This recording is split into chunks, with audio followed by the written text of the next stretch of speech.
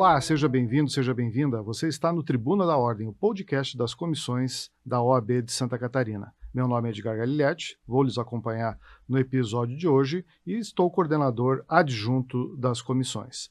Nosso tema de hoje, o objetivo do nosso podcast de hoje é tratar sobre a Comissão de Direito Penal e da Advocacia Criminal. E se encontra comigo aqui o Dr. Bernardo Lajus dos Santos, a quem eu já vou apresentar e passar a palavra, mas antes da gente iniciar, eu gostaria de fazer uma menção institucional ao Dr. Juliano Mandelli, presidente da nossa seccional, ao Dr. Douglas Dalmonte, coordenador geral das comissões, e ao Dr. Pedro Miranda, presidente da CAASC, que nos permite a utilização da estrutura do estúdio CAASC para a produção desse conteúdo das comissões. Eu gostaria de fazer também, Dr. Bernardo, uma menção, a todos os membros da Comissão de Direito Penal e da Advocacia Criminal, para que eles se sintam incluídos, então, aqui nesse nosso podcast de hoje.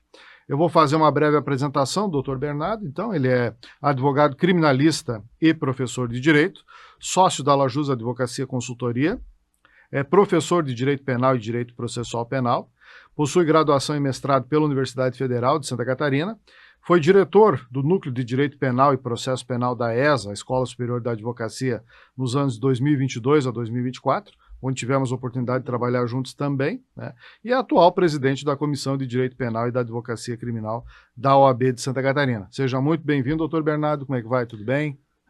Muito obrigado, Edgar, tudo bom, tudo certo? Para mim é um grande prazer estar aqui, fiquei muito feliz com o convite, envaidecido de verdade, é sempre muito bom falar com a advocacia de um modo geral, sobre a comissão, sobre os assuntos ligados ao direito penal e, sobretudo, neste podcast que já ganha sua marca na nossa advocacia. Eu fico muito feliz, muito obrigado.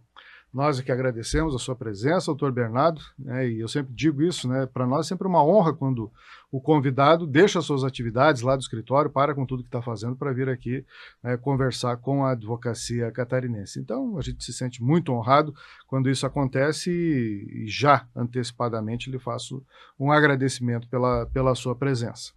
Mas, doutor Bernardo, antes da gente iniciar propriamente o tema da nossa discussão hoje, eu gostaria de fazer a lembrança de um podcast que a gente gravou, tem alguns anos atrás já, eu acho que uns 2 ou 3 anos por aí, e a gente falou sobre o princípio da confiança do juiz da causa e fundamentação das decisões penais. Aliás, esse podcast foi um grande sucesso, enfim, teve um número absurdo de audiências, na época era apenas áudio, e eu gostaria de começar, então, com essa nossa conversa, lhe perguntando, daquilo que a gente falou naquela época sobre o princípio da confiança no juiz da causa, para hoje, houve alguma alteração significativa de entendimento jurisprudencial, enfim, é possível fazer uma atualização daquele podcast para hoje, enfim, para que o nosso ouvinte possa se situar com a matéria?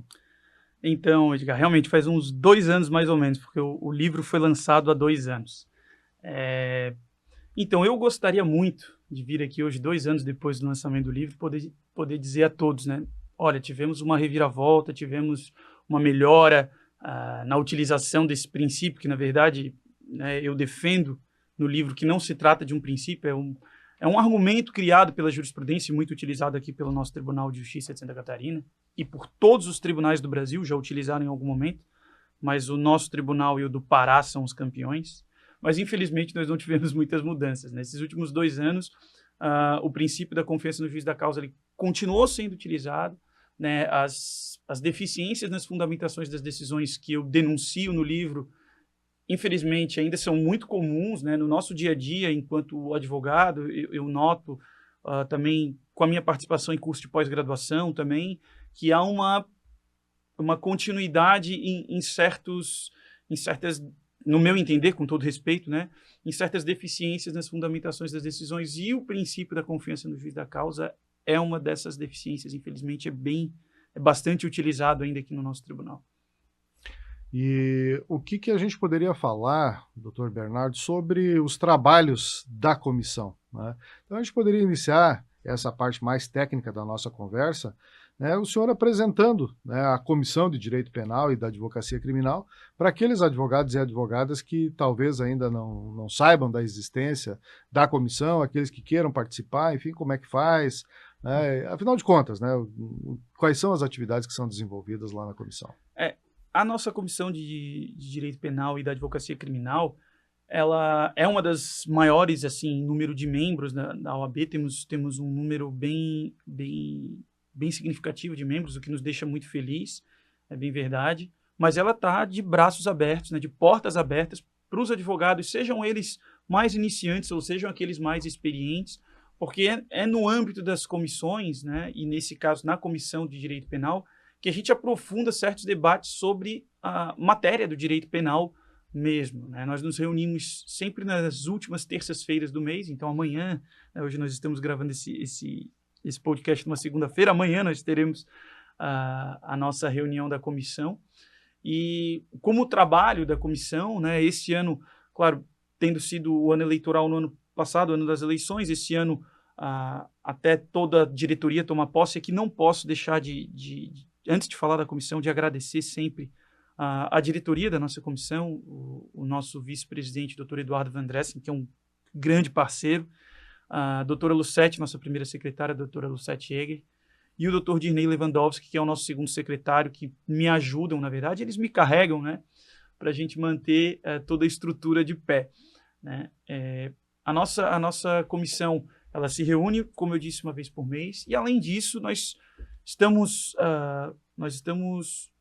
fomentando o debate dentro da comissão. Então, nós iniciamos um grupo de estudos em recursos penais, que ainda está assim, em implementação, mas tiveram uma primeira reunião, a gente está aprimorando. Então, todos aqueles que tiverem a vontade de aprimorar seus conhecimentos na área dos recursos, que é algo tão importante, recursos e ações autônomas de impugnação, que a gente sempre inclui o habeas corpus, né? É um dos braços da nossa comissão. Nós já tivemos 2 eventos esse ano, né, um contando com a participação do desembargador Antônio Zoldan da Veiga, que era titular da 5ª Câmara Criminal, à época acabou de mudar para uma Câmara de Direito Comercial, e mais recentemente um evento em parceria com a Comissão de Assuntos Prisionais, em que a gente promoveu um ciclo de palestra durante toda a quinta-feira. Foi um dia espetacular, o nosso plenário cheio. E temos ainda mais outros projetos, né? Dia 2 de dezembro é o nosso dia do criminalista, então todas as comissões de direito penal a gente já começa a se articular para, de repente, fazer algo em conjunto, claro, sempre com o auxílio do nosso diretor de assuntos penais, Dr. Guilherme Silva Araújo, com a participação da CAASC, né, na pessoa do Dr. Pedro Miranda de Oliveira e do Dr. Juliano Mandelli, nosso presidente, buscar nesse encerramento de ano, né, uma homenagem também, claro, um momento de encontro entre os criminalistas. E temos ainda outros projetos para o ano que vem, né, a questão dos artigos, pretendemos lançar o livro da comissão, enfim, tem muita coisa em andamento já, mas, como eu disse, é uma comissão bastante volumosa, mas que está sempre precisando de mais advogados, porque a gente sabe que os advogados têm as suas atribuições, nem todos conseguem ir em todas as reuniões, então a gente precisa sempre da advocacia abraçando as comissões como um todo, e na advocacia criminal, né, na nossa Comissão de Direito Penal, não é diferente. Tá certo. E você mencionou, né, o senhor mencionou a existência de uma diretoria que trata, né, de assuntos penais.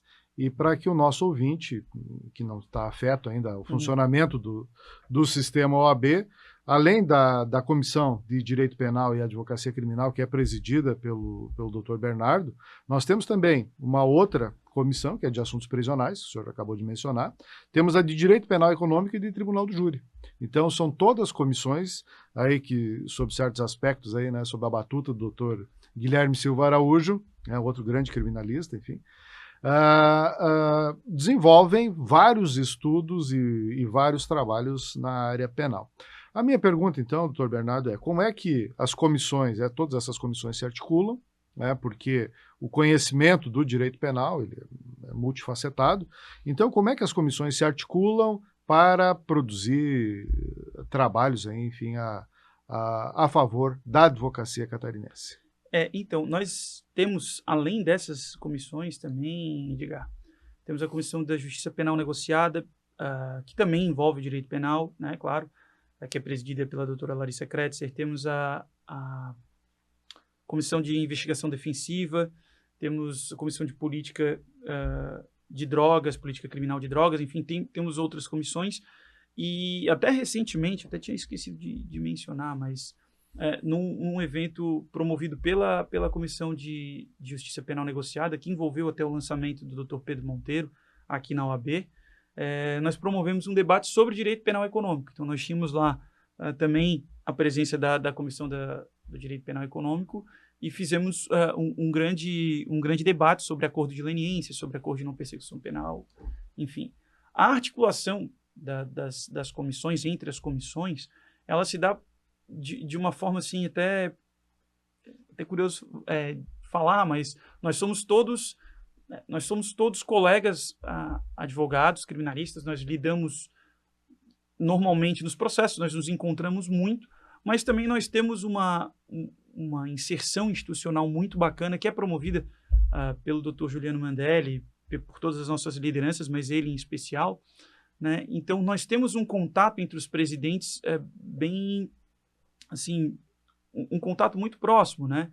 Então, eu gosto de dizer até que os presidentes das comissões, das outras comissões, todos que o senhor mencionou, são todos meus amigos, né? O Dr. Marcos Paulo, que é o presidente da Comissão de Direito Tribunal do Júri, enfim, até a própria ESA, que tem hoje como diretor do Núcleo de Direito Penal o Dr. Matheus Mena, que é um grande amigo também. Então, a gente mantém essa relação, esse contato, até pelo cunho pessoal, que a OAB nos permite, na verdade, né? E os eventos, eles vão surgindo de acordo com a afinidade de determinados temas, né? Então, como a minha comissão, não minha, né, mas a comissão da qual eu faço parte, ela é um pouco mais genérica, né?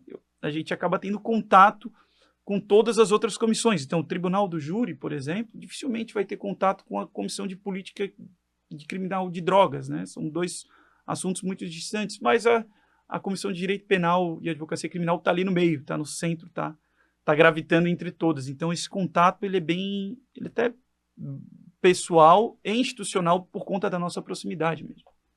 E isso é importante, né? Que esses eventos, inclusive a coordenação geral das comissões, ela estimula que esses eventos sejam realizados sempre em parceria com comissões que tenham pertinência temática afim. Então, eu acho que esse núcleo, né, de direito penal aí é um núcleo forte dentro da estrutura das comissões e tem se mostrado bastante ativo, enfim, e produzido bastante, né? Isso que eu acho que é importante a gente ressaltar. Mas isso me leva, sabe, doutor Bernardo, a um outro assunto aqui que eu acho que, na realidade, vai interessar a todas essas comissões, que é a gente tratar de garantismo hoje. Né?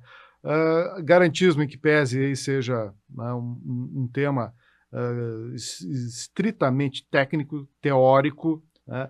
Mas hoje, me parece assim, que com a vulgarização, né, da utilização do termo, acabou até se tornando, sob certos aspectos, pejorativo. Né? Então, quando se fala em garantismo, se entende outras coisas que não têm absolutamente nada a ver com aquilo que seria realmente o proposto dentro da teoria do direito penal. Então, eu gostaria que o senhor falasse um pouquinho sobre isso, né, e como é que essas comissões, todas elas, né, trabalham essa questão do garantismo, dentro das suas pertinências temáticas específicas, né? E como é que o princípio da culpabilidade ele vem sendo mitigado, às vezes, pelo Poder Judiciário, para se ter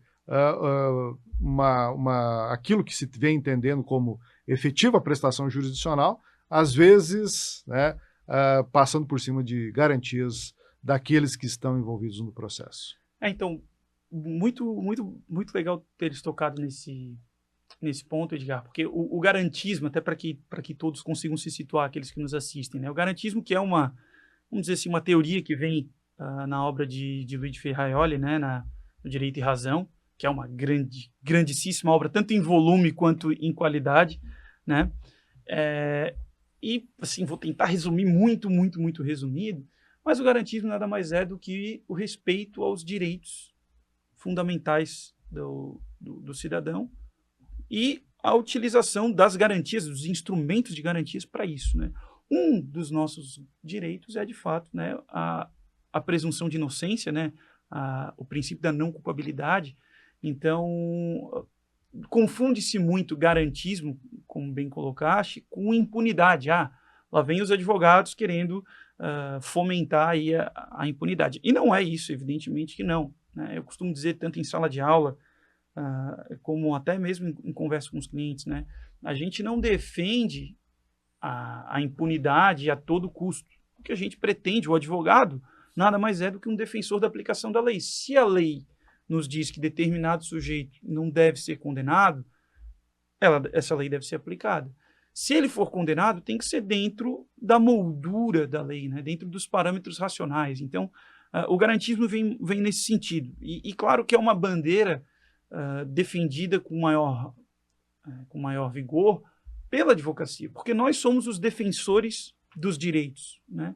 Nós que somos os defensores das garantias do cidadão, né? Somos nós que vamos sentar do lado do réu, pegar o réu pela mão, né? E hoje a gente tem, sim, vários, vamos dizer assim, vários embates, tanto do Poder Judiciário quanto de outras instituições com relação ao princípio da não culpabilidade. Um dos exemplos é a questão da execução automática da pena em caso de condenação pelo tribunal do júri, né? Veio a reforma do pacote anticrime, que a gente até conversava rapidamente antes de iniciarmos aqui, né, em dezembro de 2019, a Lei 13.964 trouxe várias alterações, dentre elas a execução automática da pena daqueles que forem condenados pelo tribunal do júri a uma pena superior a 15 anos. O que já gerou uma grande resistência por parte da doutrina garantista, que eu me filio, né? E não para nossa surpresa, não vamos dizer que é uma surpresa, mas para nossa, vamos dizer assim, para nossa desaprovação, o Poder Judiciário recentemente entende que não é uma pena superior a 15 anos, é qualquer condenação pelo tribunal do júri, eu já inicio a execução da pena, ainda que o sujeito não tenha um trânsito em julgado dessa condenação, ainda que ele possa recorrer dessa condenação. Então nós vemos, por exemplo, né, comentaste sobre o princípio da culpabilidade, nós vemos esse princípio da não culpabilidade, que é um princípio garantista, né, vamos colocar dessa forma, sendo mitigado, né? Tem vários outros direitos e garantias fundamentais que são mitigados em favor do punitivismo, do precisamos punir, do precisamos dar o exemplo, e nem sempre a punição é o exemplo que o direito espera, que o direito demanda, que o direito exige, né? Muitas vezes pode ser o que uma população que não tem uma instrução jurídica propriamente dita espera, mas nós não podemos nos ater apenas a um populismo penal, e sim, claro, a estrita legalidade, né? Então, esse é um dos pontos que eu acredito que há esse ferimento, né, a um princípio garantista. O que talvez a população não consiga assimilar e nem é obrigada a conseguir também, porque são temas extremamente técnicos, né? Claro. Mas é que existe um devido processo legal penal. Exatamente. E esse devido processo legal penal, ele tem que ser seguido para que o Estado possa dar a resposta dentro daquilo que... E ele existe por uma razão, né? O devido processo legal não é um capricho dos advogados, dos juízes. Não, ele é construído racionalmente, ele é feito para tentar evitar erros, né? Mitigar ao máximo. Claro que nós vamos ter condenações injustas, nós vamos ter erros tanto do Ministério Público, quanto da Defesa, quanto do Judiciário, é normal, somos todos humanos, mas o devido processo legal ele vem para tentar mitigar isso, né? E nesse caso, por exemplo, né, nesse exemplo, já é algo que ele é ferido e proporciona, às vezes, algumas distorções não muito bem-vindas, né? O senhor estava falando, eu estava lembrando de um outro princípio, né, que é o princípio do duplo grau de jurisdição. que ele existe também, partindo do pressuposto de que, eventualmente, nós teremos decisões judiciais que necessitam de reforma. Então, todo esse contexto, todo esse caldo aí, faz com que, às vezes, né, o advogado seja confundido com o seu cliente, o que, na realidade, são coisas completamente diferentes, né? O advogado está ali para desempenhar o seu papel e fazer a melhor defesa possível. Não quer dizer absolutamente que ele se confunde com o seu cliente, né? Eu costumo dizer, já falei isso em outros podcasts, enfim, e isso me perguntam muito em sala de aula, porque nesse semestre eu estou dando aula para a segunda fase, o pessoal que está bem no início, né? Ah, professor, né, o senhor defende qualquer coisa. Não é que defender qualquer coisa. Eu defendo uma coisa só, que é a lei. Eu não defendo o sujeito, o que ele fez, se foi certo ou se está errado. Eu não defendo uma ideologia, nem nada disso, né? A ideia, e quando falo eu, não estou dizendo da minha pessoa física, estou falando de todos nós advogados. O que nós fazemos é defender a aplicação da lei, né? Alguém precisa fazer isso em favor do réu, porque o Ministério Público também faz a defesa da aplicação da lei, né? Mas faz sob um viés da acusação, o que é necessário também, né? Então nós precisamos ter os atores jurídicos, vamos colocar assim, né? Com as suas funções, mas o advogado ele não está lá defendendo o que uma pessoa fez ou o que ela é, né? Mas a aplicação da lei, né? Que todos nós temos esse direito e todos nós gostaríamos de ter esse direito se algum dia sejamos acusados de qualquer coisa. E dentro dessa mesma seara, doutor Bernardo, talvez, né, um dos temas assim, dentro da área do direito penal aí, que mais tenha se destacado aí no último ano, dos últimos 2 anos, aí, é a questão do raciocínio probatório, né, especialmente quando a gente trata de provas digitais e cadeia de custódia. Lá nas comissões que tratam desses assuntos específicos, né, como é que os colegas têm visto essa evolução, né, primeiro, dessa profusão das provas, né, porque hoje todo mundo faz tudo via celular, e isso precisa, sob certos aspectos, ter uma regulamentação, mas também, né, como é que os trabalhos da comissão têm se voltado para um tema que eu acho que, basicamente, ele tem os seus limites traçados por construção jurisprudencial, porque a legislação é praticamente inexistente em relação a essa matéria. Existe, né, raciocínio probatório geral, lá na teoria geral das provas, né? Mas especificamente no direito penal, como é que isso tem evoluído? No direito penal, o termo cadeia de custódia, né, da prova, ele existia anteriormente de forma muito tímida, né? Nós tínhamos a doutrina do Dr. Geraldo Prado, que é uma sumidade, né? Mas na lei nós não tínhamos nada. Com o pacote anticrime, né, com a legislação de 2019, de dezembro de 2019, nós tivemos ali a inserção do artigo 158A ao 158F, que trata da cadeia de custódia, né? E foi, assim, uma grande evolução, né? Foi até uma revolução para todos os advogados, todo mundo teve que começar a estudar isso com mais afinco, enfim, justamente pela profusão das provas digitais, como bem mencionaste.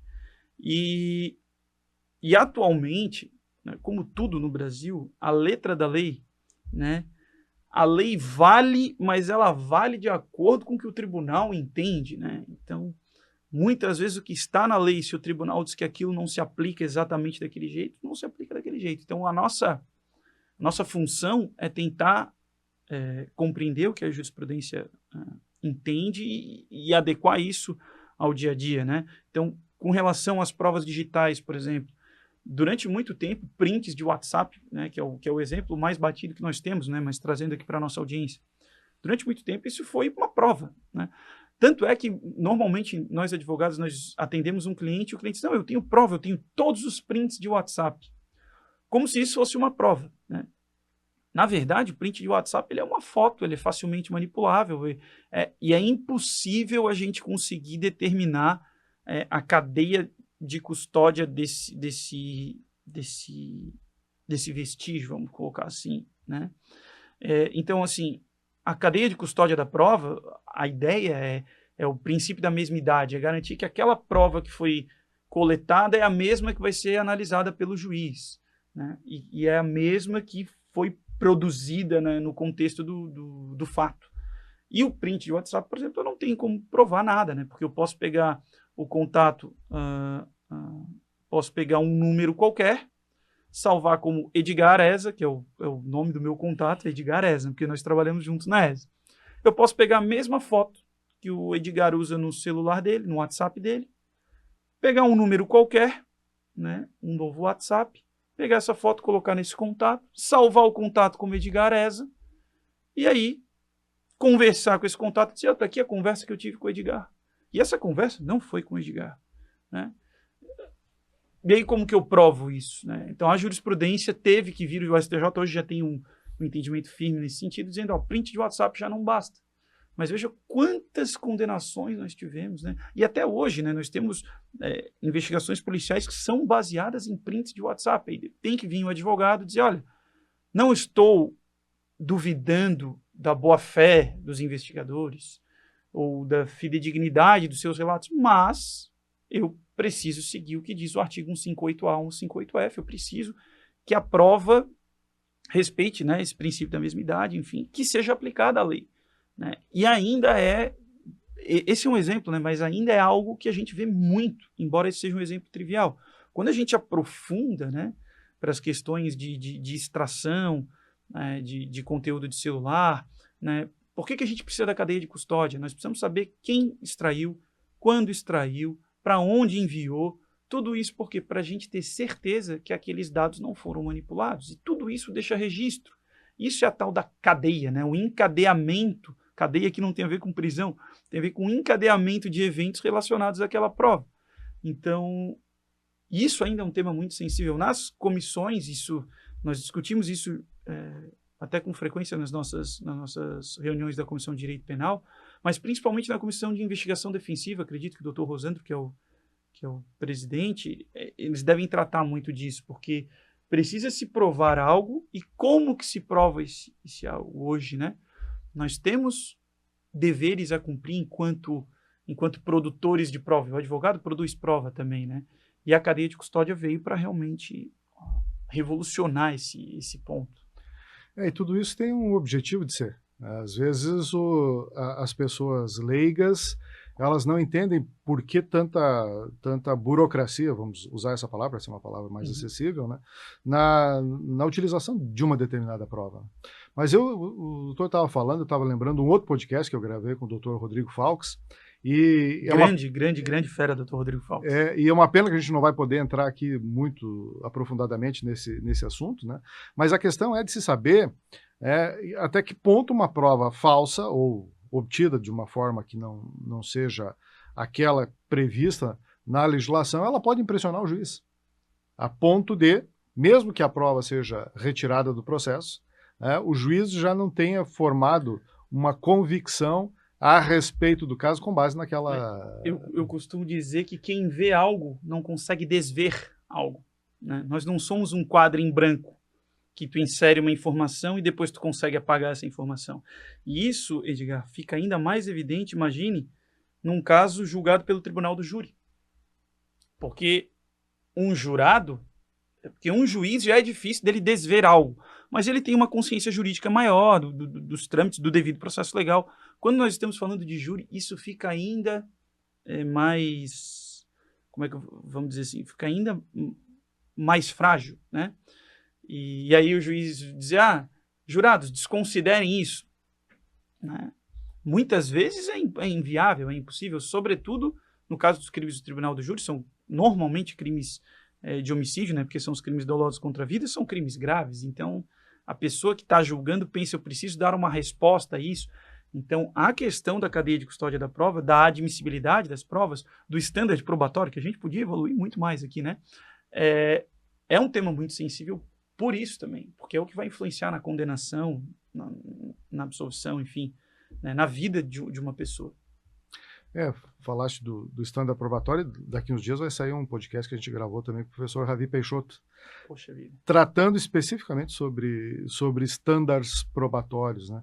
Que é algo algo sobre o que não se falava muito antigamente, mas agora, né, esse tema aí, eu acho que assim, o raciocínio probatório como um todo está sendo bastante estudado, está sendo bastante demandado. Ainda mais em época de inteligência artificial, né? Então eu acho que essas mudanças que acontecem na vida da sociedade, elas acabam se refletindo na forma como os processos judiciais são conduzidos. Então, às vezes até num cenário, né, onde as provas não são assim muito contundentes, ou não há uma certeza absoluta sobre aquilo que está sendo provado no processo, a questão dos standards, ela é bastante importante e bastante relevante. A questão é como é que isso vai ser administrado.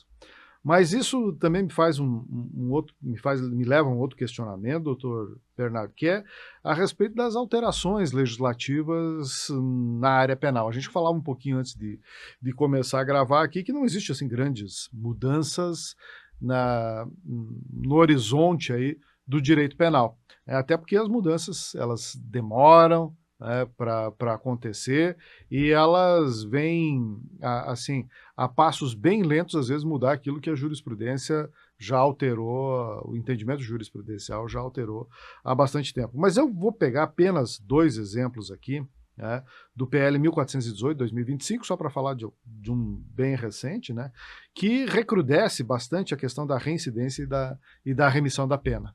Né? Então, a reincidência passa a ter novos critérios, né? Um deles, né, é, mesmo sem o trânsito em julgado, já haver decisão proferida por órgão judicial colegiado. Olha o princípio da não culpabilidade aí de novo. Exatamente. E a questão da alteração na LEP, né, na questão da remissão da pena, né, aumentando, no caso até do trabalho dentro dos presídios, né, aumentando, dobrando, né, que hoje é para cada 3 a 1, né, e no projeto de lei, se aprovado como for, ficaria para cada 6 dias trabalhado um dia de remissão. Como é que a comissão vê isso? Né?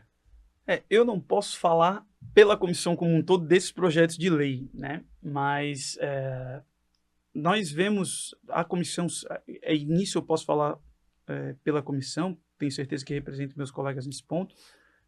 Nós vemos com um olhar de reprovação esse tipo de recrudescimento, porque vai dificultar muitos determinados pontos, até posso aprofundar rapidamente sobre um deles em seguida, mas uma crise que a gente vive, que eu acho importante a gente pontuar quando nós falamos de reformas, né, é que o nosso Código Penal, não sei se todos que nos acompanham estão familiarizados. O nosso Código Penal é de 1940.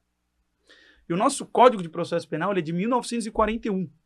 Então, nós temos 2 códigos, né, que não demoram muito, vão fazer 100 anos. Né? E acho difícil eles não chegarem muito perto disso. Então, nós temos uma legislação muito atrasada. Claro que nós tivemos várias reformas dessas legislações. O Código Penal, principalmente, uma grande reforma em 1984, ou seja, 41 anos atrás. Né? E no Código de Processo Penal, umas outras reformas menores, né? 2008, 2012. Agora tivemos o pacote anticrime, que alterou tanto o Código de Processo Penal quanto a Lei de Execuções Penais, né? A LEP, e o Código Penal em alguns pontos, que eu diria que foi a nossa maior alteração legal nos últimos tempos. Né? Mas são sempre alterações pontuais, tímidas, e ainda precisam, né, hoje com um judiciário tão ativista como é o nosso atualmente, né, o Supremo Tribunal Federal tem ultrapassado as suas, na minha visão isso, né, as suas competências. É o caso do juiz de garantias, que, do nosso entender, era uma grande vitória não para a advocacia, não, para a sociedade, né? E aí o STF ficou 4, 5 anos para julgar a constitucionalidade, não tinha nada de inconstitucional no juiz de garantias, né? E desidratou totalmente o Instituto, alterou muitas coisas, enfim. Poderíamos gravar um podcast só sobre o juiz de garantias, eu também não vou me ater a isso. Mas as mudanças que nós temos, elas são tímidas, né?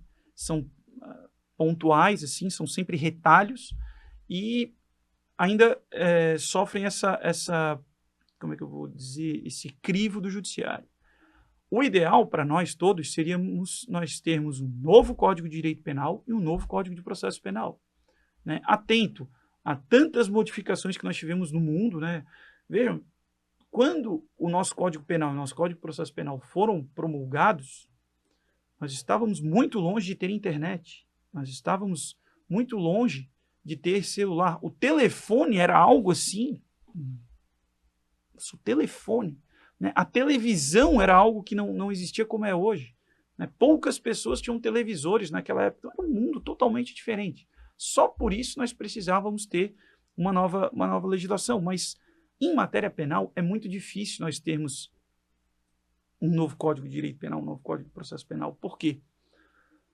Porque a sociedade como um todo, né, a gente comentou ali, né, a população, o grosso da população, vai ter um olhar mais restritivo, mais punitivo, né, e as reformas, né, um novo Código de Direito Penal, ele vive esbarrando, né? Nós temos projetos de novo Código Penal, novo Código de Processo Penal de 2003, de 2005, de 2008, vejo que tramitam há 20 anos.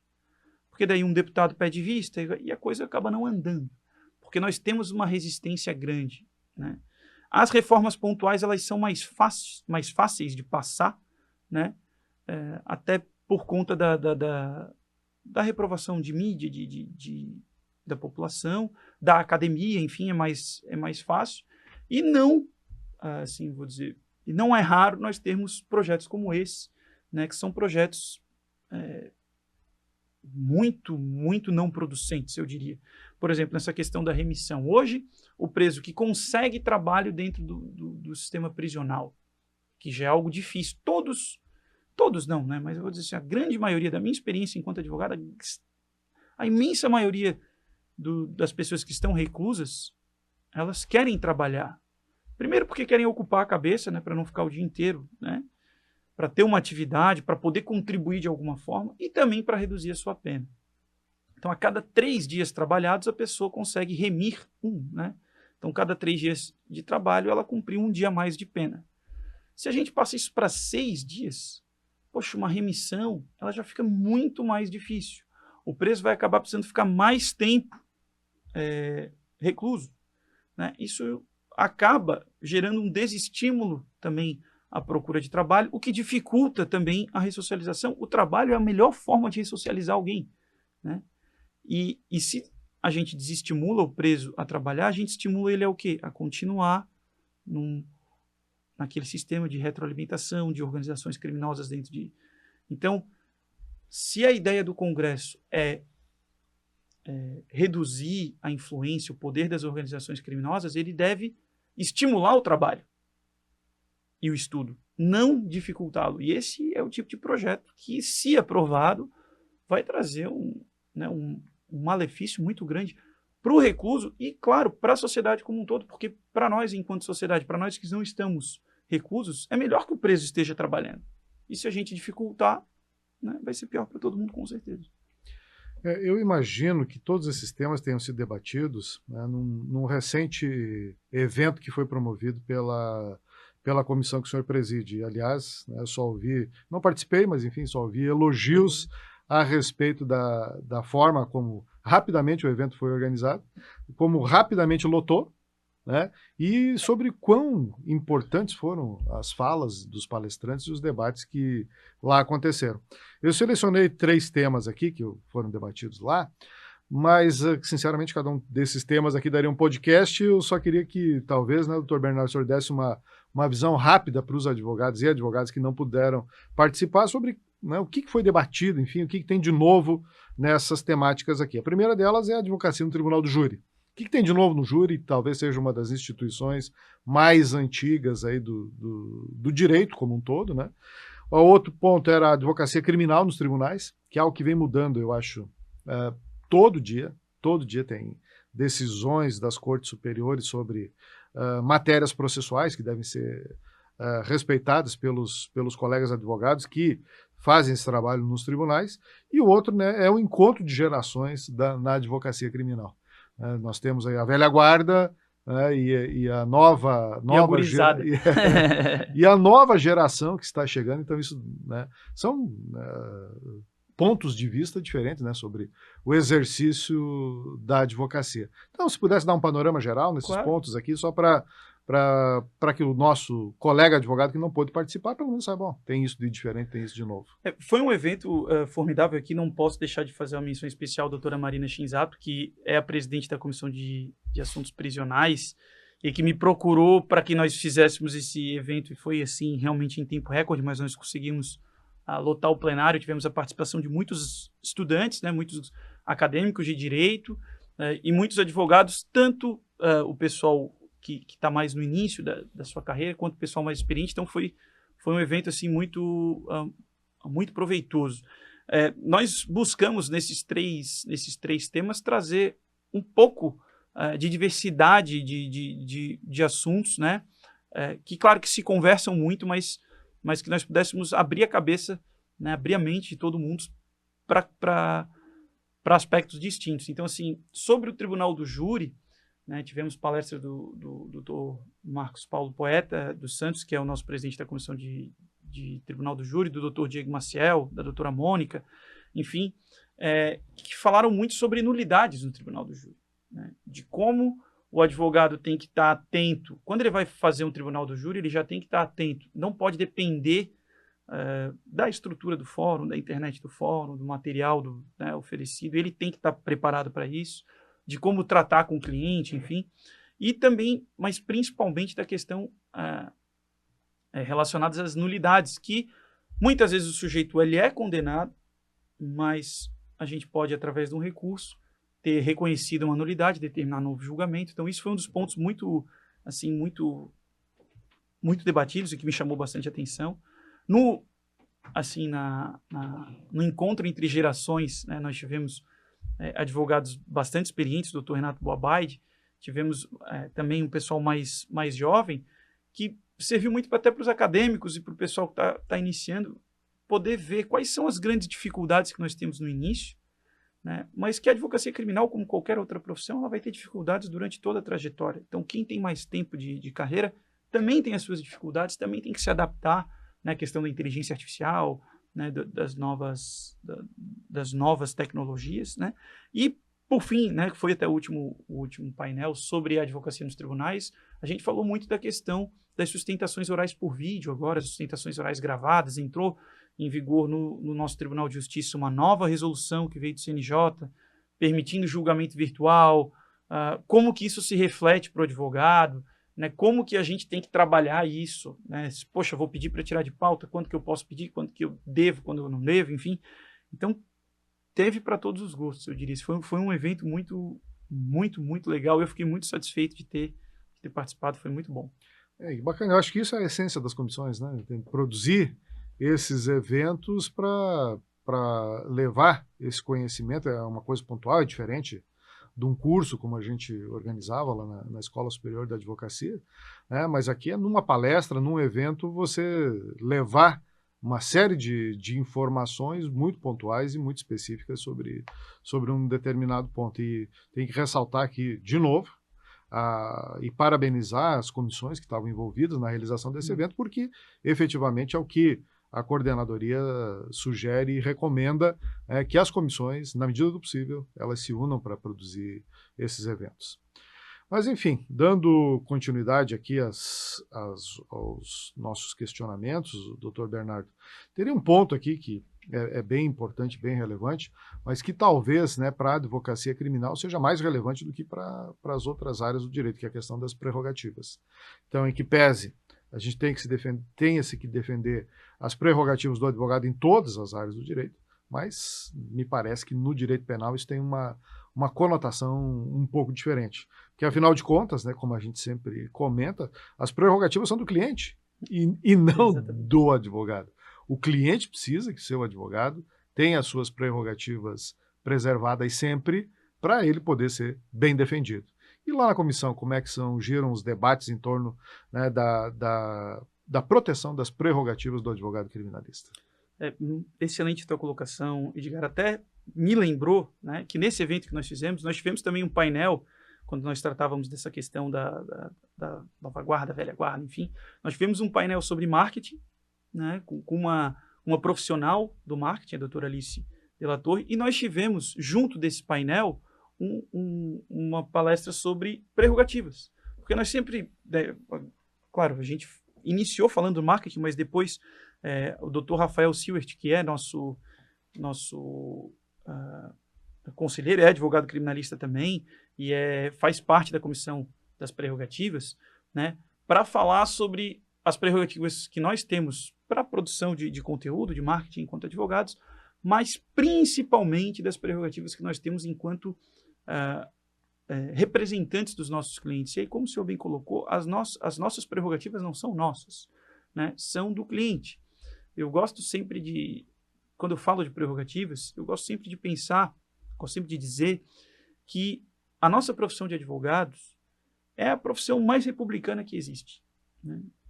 A república, a democracia depende da existência de advogados, né? E eu gosto de falar dos jornalistas, por exemplo. O jornalista também é uma profissão, uma função indispensável para qualquer democracia, para qualquer regime republicano, porque só através de investigação, de apuração, de fiscalização do poder público, do Estado, enfim, que a gente pode exercer a nossa cidadania. E o jornalista é essencial para isso. E o jornalista tem as suas prerrogativas, de não precisar revelar sua fonte, né? O jornalista tem várias outras, claro, prerrogativas ligadas à profissão, que não são do jornalista, são das pessoas que têm direito a receber as informações e direito de comunicar algo, por exemplo, a um jornalista para que ele dê publicidade a isso, né? Então, para o advogado é a mesma coisa. Nós temos as prerrogativas, né, por exemplo, né, de visitar o nosso cliente num estabelecimento prisional em qualquer dia, em qualquer horário. Se eu tenho violado essa prerrogativa, se eu não tenho acesso ao meu cliente, como que a família dele vai saber que com ele está tudo bem? Como que a sociedade vai saber? Porque as pessoas podem pensar, poxa, eu não quero saber como é que está o João que está preso lá. Mas o que vale para o João vai valer para o teu cantor preferido, para o teu político preferido, para o teu jogador de futebol preferido, se ele for preso. E o advogado dele tem que ter essas prerrogativas. E o que vale para o músico, sei lá, para a Anitta, para o Gustavo Lima, vai valer para mim, vai valer para o Edgar, né? Então, eu estou falando de um pedacinho das nossas prerrogativas, que é visitar o cliente, mas acesso aos autos. Como que isso já aconteceu comigo, de cliente meu ser preso na quarta-feira à noite, e eu só ter acesso ao processo na sexta-feira. Como é que alguém fica 2 dias preso e não tem a menor ideia pelo que ela está presa, né? Essa prerrogativa, veja, de acesso aos autos não é do advogado, é do sujeito que está preso, né? Enfim, tem várias outras que a gente poderia mencionar aqui. Na nossa comissão, nós debatemos as prerrogativas dos advogados, principalmente a questão da sustentação oral, tem sido um ponto que nós temos discutido bastante, né? Porque é uma prerrogativa nossa de defender oralmente os nossos argumentos, não porque o advogado quer ir lá falar. Não, porque o cliente tem esse direito de ter os argumentos dele reforçados, demonstrados, para que a gente consiga ter certeza que aquele desembargador vai ter contato com o processo, porque eu não posso garantir se ele teve contato com tudo que eu tenho a dizer, né? Nessa questão das prerrogativas também, a questão da nova vara do crime organizado aqui em Santa Catarina, né? Nós tivemos uma resolução no Tribunal de Justiça de Santa Catarina em maio, que passou a vigorar agora em agosto, extinguindo a vara metropolitana da Grande Florianópolis e instituindo uma vara estadual para apurar, né, para julgar, processar e julgar os crimes ligados a organizações criminosas. Então, todos os processos criminais cuja denúncia de organização criminosa, seja em Chapecó, seja em Tubarão, seja em Florianópolis, agora são julgados na mesma vara. Só que essa vara, né, essa resolução tem uma série de pontos até alguns polêmicos, questão do juiz sem rosto, enfim, e tudo isso está ligado às nossas prerrogativas, mas que tem a ver com o direito do nosso cliente de, por exemplo, saber quem está julgando e tudo mais, né? Então, a defesa das nossas prerrogativas é, na verdade, a defesa dos clientes, como tu bem colocaste, né? E a nossa comissão tem se ocupado, embora nós tenhamos uma direção de prerrogativas, em razão da nossa função como advogado criminalista, como bem colocaste, Edgar, nós estamos mais suscetíveis a violações de prerrogativas dos advogados criminalistas, então esse acaba sendo um ponto bastante debatido na nossa comissão, sobretudo agora com essa nova resolução do Tribunal de Justiça. Inclusive para os advogados e advogadas que não sabem, nós temos uma diretoria de prerrogativas, né? O diretor, o Dr. Rui Voltolini, e é uma diretoria muito atuante, enfim, né? Inclusive foi lançada agora há poucos dias aí a Escola de Prerrogativas. Então, a gente sempre deixa a recomendação aí para os nossos advogados e nossas advogadas que tomem, né, conhecimento sobre essas iniciativas que estão sendo desenvolvidas aqui dentro da OAB. Mas e para a gente fechar aqui, doutor Bernardo, né, e de futuro, o que nós podemos falar? Né, o senhor bem colocou, né, as comissões. Primeiro ano é um ano de sedimentação, de organização, de montar a equipe, né? Mas agora, né, o que temos aí como metas aí da comissão para os próximos meses aí, enfim, tempo aí que nos resta de gestão? Nos próximos meses, nos próximos tempos, nós temos o Dia do Criminalista que se avizinha, dia 2 de dezembro, então é algo que a gente ainda planeja, mas certamente, né, buscaremos atender os advogados de alguma forma, homenageá-los de alguma forma. As comissões como um todo, né, do Dr. Douglas Dalmonte, que é o nosso coordenador geral, faz um trabalho maravilhoso de percorrer o estado com as jornadas da advocacia, né, e além das jornadas, no ano que vem nós teremos a conferência estadual, né, que tem a cada 3 anos. No ano que vem nós teremos em Blumenau, nós teremos painéis específicos para a advocacia criminal, já é algo debatido internamente com a direção, com, né, o doutor Guilherme, enfim, que é o nosso diretor de assuntos penais, para que a nossa seara, né, a nossa área do direito seja bastante abarcada. Nós temos muitos advogados criminalistas, então na conferência nós teremos certamente painéis oferecidos para isso. E a comissão, né, especificamente, né, nós continuaremos com as nossas reuniões mensais, nós temos a ideia do lançamento do livro para o ano que vem, né? Então todos aqueles que têm a vontade de redigir artigos, né, de colocar a sua expertise na área penal em favor da advocacia, é algo que a gente estuda a possibilidade, né? Claro, isso tudo depende de uma série de fatores, né? Inclusive da participação da advocacia. Nós não lançaremos um livro se as pessoas não participarem, né? Mas nós temos como projetos alguns eventos já a partir de março, né? Porque a gente sabe que janeiro e fevereiro tem um gap ali, mas já em março iniciar com alguns eventos aqui na OAB, né? O nosso grupo de estudos permanece aberto e a nossa comissão também de braços abertos para quem buscar esse debate maior, esse aprimoramento maior na advocacia criminal. E eu não poderia deixar de falar, né, sobre essa iniciativa da comissão de escrever um livro, né, uma revista, enfim, chame como, né, melhor lhe aprouver, porque, na realidade, a coordenadoria geral das comissões está estimulando e sugerindo que todas as comissões tenham todo esse material que é produzido, os debates, enfim, que isso fique perpetuado, né, em um documento, enfim, que seria um livro, uma revista, e para as gerações futuras, aí, quero dizer, as próximas comissões, aí, elas possam ter uma base aí para partir, né, e tendo isso facilita bastante. Então, as comissões que pretendam escrever, que tenham, né, fôlego para isso, né, e pode ter certeza absoluta que a Coordenadoria Geral das Comissões vai dar o total apoio e o auxílio necessário para que esse projeto venha a se concretizar. E assim, já estamos aí bem adiantados na nossa hora, né, doutor Bernardo? E eu deixaria, então, a palavra livre, né, se tiver algum ponto aí que gostasse de tocar, alguma coisa que a gente não falou, ou simplesmente deixar uma mensagem final aí para os nossos ouvintes e espectadores. Bom, o episódio já abarcou tanta coisa, né? Fico muito feliz mesmo, Edgar. Uso esse espaço aqui mais para agradecer tanto o convite, agradecer ao Dr. Douglas, que é o nosso diretor-geral das comissões, Dr. Pedro Miranda, que é o nosso presidente da CASC, o Dr. Juliano Mandelli, e, claro, quem está capitaneando esse projeto, né? Agradeço muito a ti, Edgar, pelo convite.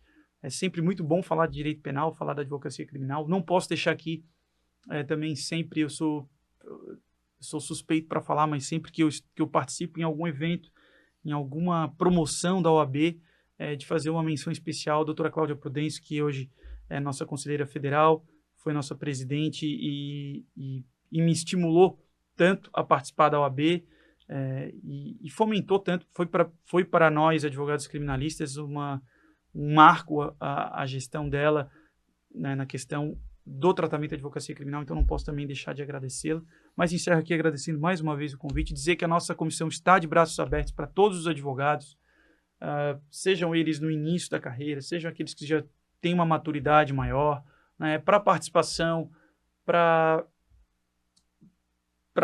produção de conteúdos, de eventos, né, enfim, toda a ideia é sempre muito bem-vinda. Nós da OAB, e tenho certeza que não falo só pela minha comissão, falo por todos os presidentes, as comissões para funcionar precisam dos advogados, né? Então, a participação é sempre muito, muito, muito bem-vinda. Muito obrigado, Edgar, muito obrigado a todos. Espero que tenha sido tão proveitoso para todos quanto foi para mim. Gostei muito, muito obrigado. Só tenho que renovar os agradecimentos, então, ao doutor Bernardo, por ter aberto mão do seu tempo lá de escritório, tempo com a sua família, para vir aqui gravar esse podcast com a gente. Tenho que agradecer a nossa equipe técnica, né, que está comandando tudo e fazendo com que esse episódio seja gravado, enfim, editado depois. E um agradecimento final, doutor Bernardo, eu sempre deixo para os nossos ouvintes, que eles são o objetivo final e fundamental pelo qual todo esse trabalho é feito. De minha parte, eu fiquei muito satisfeito com esse podcast, acho que foi uma possibilidade da gente levar um pouco mais longe aí os trabalhos da comissão, desse núcleo de direito penal, que eu acho que é um núcleo essencial e importantíssimo dentro da estrutura das comissões da OAB de Santa Catarina. Então, muito obrigado a todos, né? Deixo aí um convite para a próxima semana que vai ter mais um podcast. Um grande abraço e até lá.